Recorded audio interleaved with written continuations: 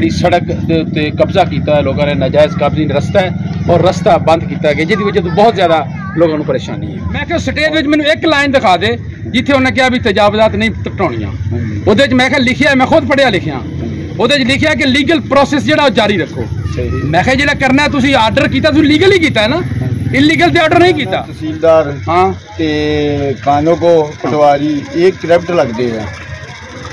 देखो जी करप्ट एवें ही आ भी उन्होंने जो अपना लीगल काम नहीं किया जिहदी असीं तनख्वाह दिंदे उन्होंने तनख्वाह दिंदे आ वो काम उन्होंने नहीं किया ते करप्ट वो करप्ट बिल्कुल काम करो जिहड़ा तुहाडा हक बनदा तुहानू असीं तनख्वाह देने आ काम दी बिल्कुल भाई साडा काम करो जो काम ही नहीं करना तेरे बहन दा ते फायदा की। देखो जी ऐसी असीं लवा के दिंदे आ तनख्वाहां असीं दिंदे आ गड्डियां असीं लैके दिंदे आ साडे तनख्वाहां नाल सारा बैठे ना मौजां करदे उन्हां नूं इसलिए नहीं असीं एसी लवा के दित्ते गड्डियां लैके दित्तियां। 18 महीने हो गए मैनूं जलील करदे नूं 18 महीने इदारे हुंदे ने सहूलियत सन 2023 तो मैं दरखास्त दित्ती सी 11वें 12वें महीने च बिल्कुल ते अज सन 25 दा 24 भी गया ते 25वीं दा 5वां महीना जा रहा बिल्कुल 18-19 महीने हो चले मैनूं जलील हुंदे ने। जिहड़ा मुतलका अमला है वो अपना काम नहीं कर रहा जिसनू लीगल काम करना चाहिए और ये असी काम उन्होंने को कराना है पैसे भी असी इसलिए उन्होंने देने हैं। बाकी सब किराएदार बैठे हैं कोई किसी का नाम आता नहीं है। अच्छा अच्छा हाँ जी सब किराएदार है जो नजायज काम है।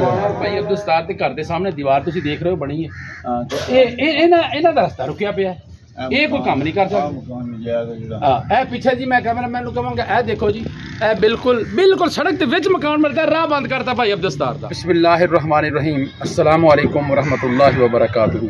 औकात टीवी अब्दुल जब्बार अंसारी तुहाडी खिदमत हाजिर है।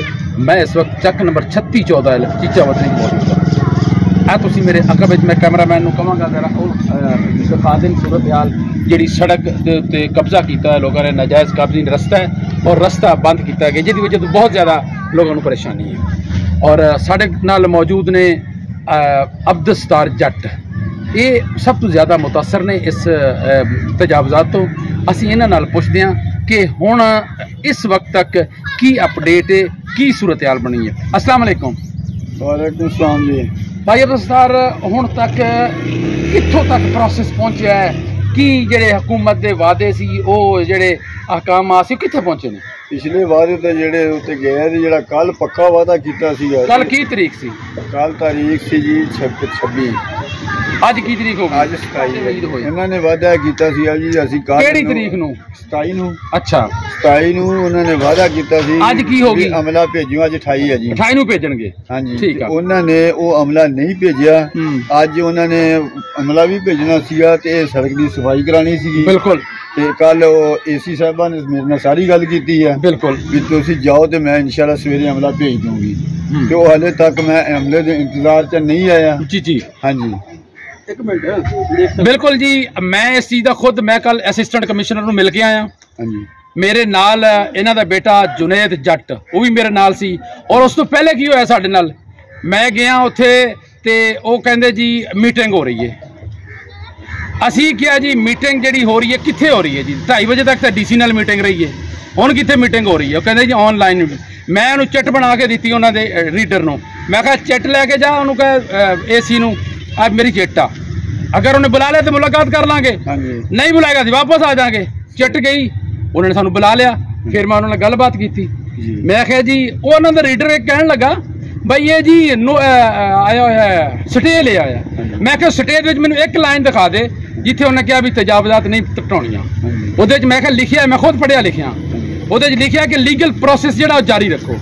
मैं क्या जो करना है तुम आर्डर किया लीगल ही किया है ना, इलीगल तो आर्डर नहीं किया।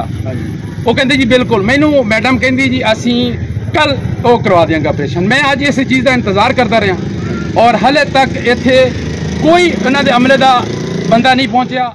अज मंगल का दिन हो गया जी अज उन्होंने वादा सी और वो वादा इफा नहीं होया और इस तो पहले भी कई वादे किए जा चुके हैं और स्टे दर स्टे दे उत्ते खाम मखा जिहड़ा है वो स्टे ठीक है स्टे होया है लीगल उन्होंने हक है स्टे लेना लेकिन स्टे किते भी ऑर्डर नहीं किया गया कि लीगल प्रोसेस जिहड़ा वो जारी न रहा जाए। अच्छा फिर जी असीं हुण तक यही इंतजार कर रहे हैं मेरे साढ़े रस्ते की तुम पता ही है बड़ी मुश्किल है। मैं मकान बनाने हैं जी जी जी मैंने कोई पास ना इट्टा लियाउण की जगह ना समान को लियाउण की जगह बनती पई है। जब तक ये रस्ता ना खाली हो तो मैं तो विला बैठा। ਤੁਹਾਡੇ ਨਾਲ ਇੱਥੇ ਅਮਲਾ ਵੀ ਆਇਆ, ਰੈਵਨਿਊ ਸਟਾਫ ਵੀ ਆਇਆ ਜਿਨ੍ਹਾਂ ਨੇ ਤਜਾਵਜ਼ਾਤ ਖਤਮ ਕਰਨੀਆਂ ਸੀ ਕਿਉਂਕਿ ਤਜਾਵਜ਼ਾਤ ਖਤਮ ਕਰਨ ਦਾ ਮਾਮਲਾ ਪੂਰੇ ਪੰਜਾਬ ਵਿੱਚ ਚੱਲ ਰਿਹਾ। ਠੀਕ ਹੈ, ਇਹ ਮੈਂ ਗੱਲਬਾਤ ਤੁਹਾਨੂੰ ਉੱਥੇ ਇਸਲਾਮਾਬਾਦ ਬੈਠਾ ਵੀ ਪੁੱਛ ਸਕਦਾ ਸੀ। ਅਸਲ ਜਿਹੜਾ ਹੁੰਦਾ ਐਟ ਦੀ ਸਪੌਟ ਮਜ਼ਾ ਹੁੰਦਾ ਉਸ ਕੰਮ ਦਾ। ਮੈਂ ਇਸ ਲਈ ਉਸ ਜਗ੍ਹਾ ਤੇ ਇਸ ਟਾਈਮ ਖੜਾ ਹੋ ਕੇ ਪ੍ਰੋਗਰਾਮ ਮੈਂ ਕਰ ਰਿਹਾ ਤੇ ਤੁਹਾਨੂੰ ਕੀ ਲੱਗਦਾ ਹੈ ਵੀ ਇਹ ਰੁਕਾਵਟ ਕਿਉਂ ਪੈਦਾ ਕੀਤੀ ਜਾ ਰਹੀ ਹੈ? ਰੁਕਾਵਟ ਤੇ ਅਮਲੇ ਦੀ ਤਰਫੋਂ ਹੀ ਕੀਤੀ ਜਾ ਰਹੀ ਹੈ ਤਾਂ ਜਿਹੜਾ ਨਾ ਤਹਿਸੀਲਦਾਰ ਹਾਂ ਤੇ ਕਾਨੂੰਗੋ ਪਟਵਾਰੀ ਇਹ ਕਰਪਟ ਲੱਗਦੇ ਆ। ਦੇਖੋ ਜੀ ਕਰਪਟ ਐਵੇਂ ਹੀ ਆ ਵੀ ਉਹਨਾਂ ਨੇ ਜੋ ਆਪਣਾ ਲੀਗਲ ਕੰਮ ਨਹੀਂ ਕੀਤਾ ਜਿਹਦੀ ਅਸੀਂ ਤਨਖਾਹ ਦਿੰਦੇ ਆ ਉਹਨਾਂ ਨੂੰ ਤਨਖਾਹ ਦਿੰਦੇ ਆ ਉਹ ਕੰਮ ਉਹਨਾਂ ਨੇ ਨਹੀਂ ਕੀਤਾ ਤੇ ਕਰਪਟ ਆ। ਉਹ ਕਰਪਟ ਆ ਬਿਲਕੁਲ ਉਹ ਕੰਮ ਨਹੀਂ ਕਰਕੇ ਰਾਜੀ ਜੇ ਤੇ ਉਹ ਕਹਿੰਦੇ ਆ ਵੀ ਨਹੀਂ ਇਦਾਂ ਬਸ ਤੁਰਿਆ ਫਿਰਦਾ। ਤੁਸੀਂ ਇੱਕ ਦਰਖਾਸਤ ਡੀਸੀ ਨੂੰ ਵੀ ਦਿੱਤੀ ਸੀ? ਡੀਸੀ ਨੂੰ ਮੈਂ ਦਿੱਤੀ ਸੀ ਇੱਕ ਦਰਖਾਸਤ, ਇੱਕ ਹੋਰ ਵੀ ਦਿੱਤੀ ਹੈ ਇਹਨਾਂ ਦੇ ਖਿਲਾਫ ਦਿੱਤੀ ਹੋਈ ਹੈ ਸਾਹੀਵਾਲ ਨੂੰ। हाँ बिल्कुल बिल्कुल जबरदस्त अपडेट है। इन्होंने खिलाफ साहीवाल दरखास्त दे के आया, अदालत दरखास्त दी गई है। बिल्कुल मैं खुद कल नोटिस आ भी गया इन्होंने। अच्छा हाँ जी ठीक है। कल मेरे ना तहसीलदार मत्थे लग्या सी ते ना दूसरा पटवारी ते दूसरा उन्हां दा जिहड़ा सी ना एसी दा रीडर वो मैनूं मिल गया सी। अच्छा वो कहंदा जी तुहाडी दरखास्त ते दरखास्त आई जांदी सी किहड़े पासे। मैं कहा तुसीं करप्शन छड्ड दिओ छड्ड दिओ बिल्कुल मैं काम करो जिहड़ा तुहाडा हक बनदा। तुहानूं असीं तनख्वाह देने आ काम दी बिल्कुल भाई साडा काम करो जो काम ही नहीं करना तेरे बहन का फायदा की। देखो जी एसी असी लवा के देने तनख्वाह असी देने गड्डियां असी लैके देने साडे तनख्वाह नाल सारा बैठे ना मौजा करते उन्होंने इसलिए नहीं असी एसी लवा के दिते गड्डियां लैके दित्तियां। 18 महीने हो गए मैनूं जलील करदे नूं 18 महीने। इदारे होंदे ने सहूलियत सन 2023 तो मैं दरखास्त दित्ती सी 11वें 12वें महीने च बिल्कुल ते अज सन 25 दा 24 भी गया ते 25वीं दा 5वां महीना जा रहा। बिल्कुल 18-19 महीने हो चले मैनूं जलील होंदे नूं। लखो जी साड़ी गल हो गई भाई अब्दुल सत्तार दे नाल और असीं इस वक्त इस जगह ते मौजूद हाँ और इहदे विच कोई शक नहीं कि इहदे विच जिहड़ा मुतलका अमला है वो अपना काम नहीं कर रहा जिसनूं लीगल काम करना चाहिए और ये असी काम उन्होंने को कराना है वो पैसे भी असी इसलिए उन्होंने देने ये देखो इन्होंने सब तो पहले लीगल काम ये किया कि पहले पता कराया कि ये सड़क चेक करो कागजात में सड़क है या नहीं। पता किया गया कि सड़क है, सड़क पे कब्जा करना एक किसी का कोई हक नहीं, तजावजात करना किसी का कोई हक नहीं और तजावजात छुड़ाना इन्हों का कानूनी हक है। सारे कच्चे हाथे सिर्फ वाहन पक्का हाथा साडा है। 50 फुट से 13 फुट में जगह आपके पक्के हाथे जो छड़ी हुई है बाकी सब किराएदार बैठे हैं कोई किसी ने ना हाथा नहीं है। अच्छा अच्छा हाँ जी सब किराएदार है जो नजायज काम है। दीवार भाई अब्दुल सत्तार के घर के सामने दीवार तुसीं देख रहे हो बनी है तो इन्हां दा रस्ता रुकिया पिया ये कोई काम नहीं कर सकता। पिछे जी मैं कैमरामैन कहूँगा ए देखो जी ए बिल्कुल बिल्कुल सड़क के विच मकान मिलता है राह बंद करता भाई अब्दुल सत्तार का। ये बहुत ज्यादा परेशानी बनी है। ए अब्दुल सत्तार का घर हैगा ए तुसीं देख रहे हो ते भाई अब्दुल सत्तार आओ बैठो इत्थे आ जाओ। असीं जी अब्दुल सत्तार दे घर बैठे हैं इस टाइम और इन्होंने मकान बनाना है। तो मैं कैमरामैन कहूँगा जरा घर दिखाओगे ए वेख लो इन्होंने एक कमरा बनाया हुण ये कम तो बैठा है अपने करन तो एदा हुण ये रस्ता खाली होवे तक बनावे काम अपना शुरू करे।